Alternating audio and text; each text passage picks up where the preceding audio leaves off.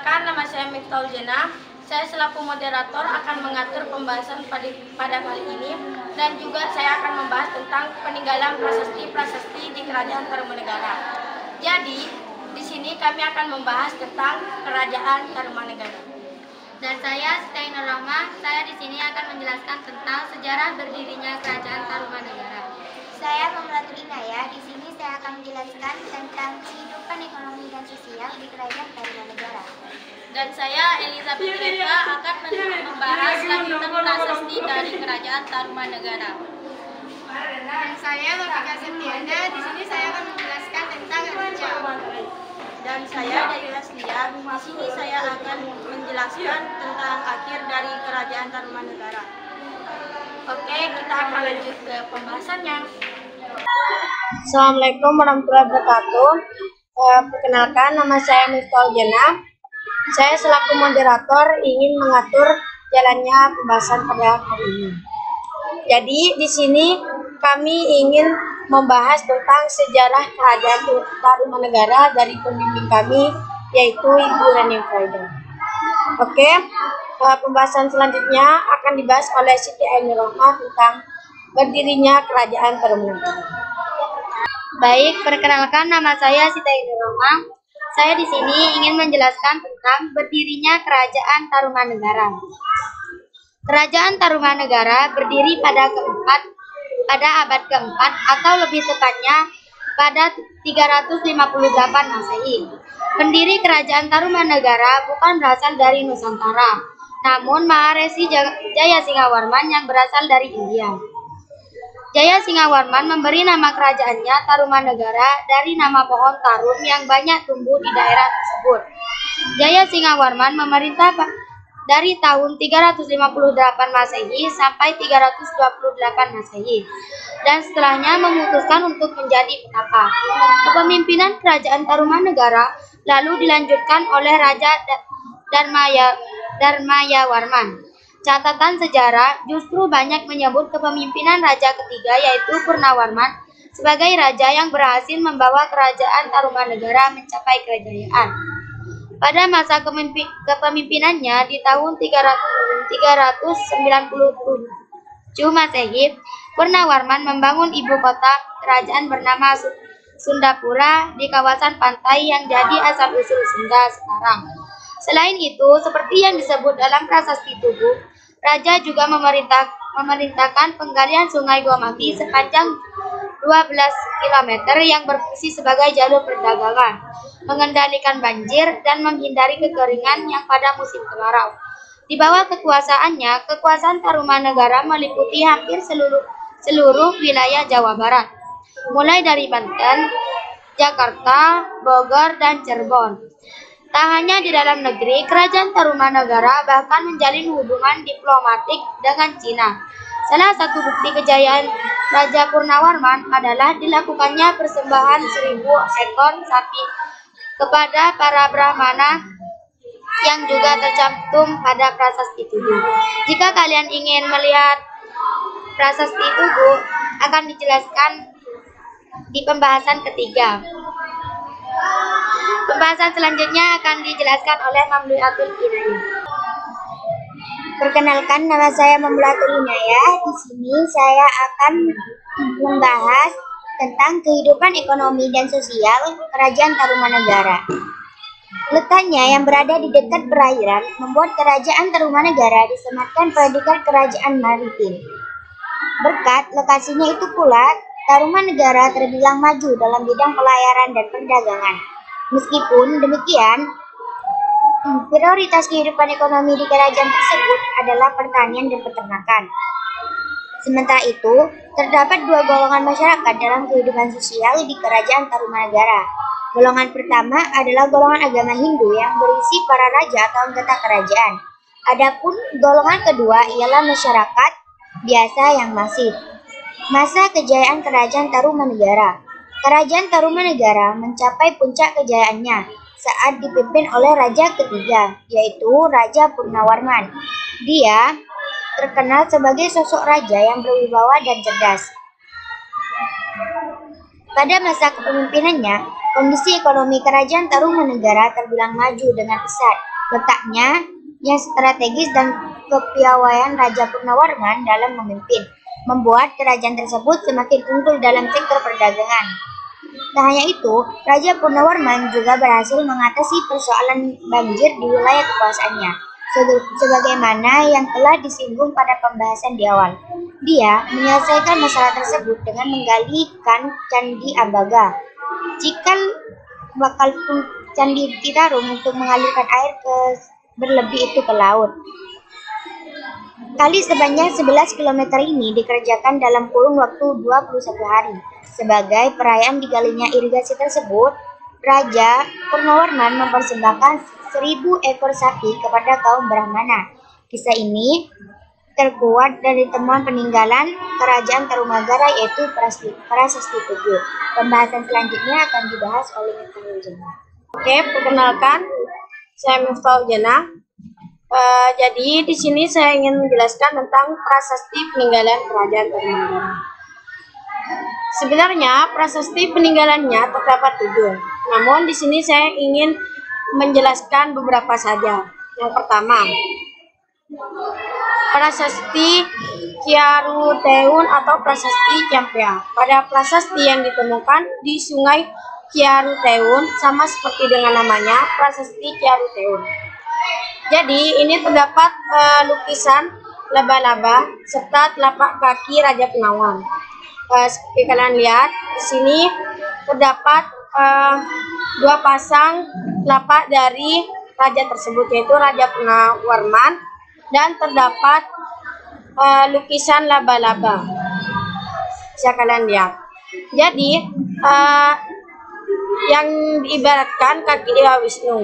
Isinya ini berisi tentang kedua telapak kaki yang seperti telapak kaki Wisnu. Ini kepunyaan Raja Dunia yang gagah, berani, yang termansur Purnawarman, penguasa Tarumanegara. Jadi maksud dari prasasti ini menjelaskan bahwa kaki dari raja ketiga itu yaitu Raja Purnawarman menjelaskan bahwa raja tersebut raja dunia yang gagah dan berani dan juga termansur. Kedua, prasasti kebun kopi. Prasasti kebun kopi ini dibuat sekitar 400 Masehi dan ditemukan di perkebunan kopi milik Jonata di Ciampea, Bogor. Pada prasasti ini terdapat kedua jejak telapak kaki dari gajah, menunjukkan kedua telapak kaki gajah tersebut yaitu jejak kaki gajah yang cemerlang seperti air wata, kepunyaan penguasa Tarumanegara yang jaya dan berkuasa.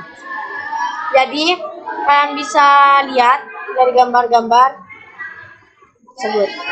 Oke, penjelasan selanjutnya akan dibahas oleh Elizabeth Reva, lanjutan tentang prasasti Tugu. Baik, di sini saya Elizabeth Reva akan menjelaskan lanjutan dari prasasti. Prasasti ketiga yang akan saya bahas adalah Prasasti Tugu. Sama seperti namanya, Prasasti Tugu ditemukan di daerah Tugu, Kecamatan Cilincing, Jakarta Utara. Nah, di sini gambarnya. Prasasti ini dipahatkan pada sebuah batu bulat panjang dan isinya paling panjang di antara peninggalan yang lain. Nah, sama seperti di pembahasan pertama dan kedua, bahwa prasasti Tugu ini adalah prasasti yang paling terkenal di antara prasasti yang lain. Karena isi prasasti Tugu menyatakan letak ibu kota kerajaan Tarumanegara dan menerangkan penggalian sungai Cadrabaga oleh raja di Raja Guru dan penggalian saluran sungai yang bernama Gomati yang panjangnya 11-12 km oleh Purnawarman. Nah, sudah jelas di sini prasasti Tugunya dan di sini ada gambarnya, dan pembahasan selanjutnya akan dibahas oleh Rafika Septiana. Saya Rafika Septiana, di sini saya akan menjelaskan tentang Arca. Selain prasasti yang dijelaskan tadi, di sini juga terdapat Anca. Anca sebagai peninggalan kerajaan Tarumanegara yang bisa menjadi bukti sejarah keberadaan kerajaan Tarumanegara. Anca dibagi menjadi 3, yaitu yang pertama Anca Rajasari, termasuk Anca Tua. Anca Rajasari ini tidak diketahui secara pasti lokasi penemuannya yang asli, namun diperkirakan ditemukan di daerah Jakarta. Anca Rajasari ini menggambarkan Raja Purnawarman yang memiliki sifat seperti Dewa Wisnu. Yang kedua yaitu Anca Wisnu Cibuaya I, berasal dari abad ke-7. Anca ini dianggap melengkapi prasasti-prasasti peninggalan Purnawarman yang membuktikan adanya aliran seni di Jawa Barat. Anca Wisnu Cibuaya I memiliki persamaan dengan Anca yang ditemukan di Semenanjung Melayu, Siam, dan Kamboja. Anca ini juga memiliki persamaan dengan langgam seni Pallawa dari India Selatan. Dan yang terakhir yaitu Anca Wisnu Cibuaya II. Anca Wisnu Cibuaya II diyakini berusia sangat tua. Anca Wisnu Cibuaya II ini memiliki persamaan dengan yang ditemukan pada Anca seni Pala pada abad ke-7 dan 8. Tidak hanya prasasti dan candi, peninggalan kerajaan Tarumanegara diperkirakan juga terdapat pada kompleks percandian Batujaya di Karawang, Jawa Barat. Kompleks percandian tersebut terletak di Desa Sagara, Kecamatan Batujaya, dan Desa Teluk Bulu, Kecamatan Pakisjaya, Kabupaten Karawang. Di dalam kompleks tersebut terdapat sekitar 62 situs candi dan letaknya di tengah persawahan dan dekat dengan permukiman penduduk. Baik, selanjutnya akan dijelaskan oleh Dewi Haslia. Perkenalkan, nama saya Dewi Haslia. Saya di sini akan menjelaskan akhir dari masa keruntuhan Kerajaan Tarumanegara. Masa keruntuhan Kerajaan Tarumanegara. Keruntuhan kerajaan ini diperkirakan terjadi di pertengahan abad ke-7 Masehi. Selama 3 abad, kerajaan ini berdiri sehingga mengalami masa kejayaan, namun hingga pada akhirnya hancur tak tersisa. Setidaknya terdapat 2 faktor utama yang membuat kerajaan Tarumanegara mengalami keruntuhan. Berikut di antaranya: serangan kerajaan Sriwijaya.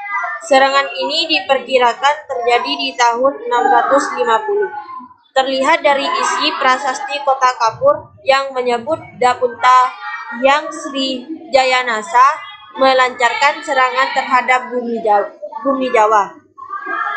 Hal ini dikarenakan kerajaan tersebut tak mau tunduk dengan Sriwijaya. Serangan ini terjadi dan diperkirakan bersamaan dengan keruntuhan Tarumanegara dan Huling di akhir abad ke-7. Tarumanegara pecah.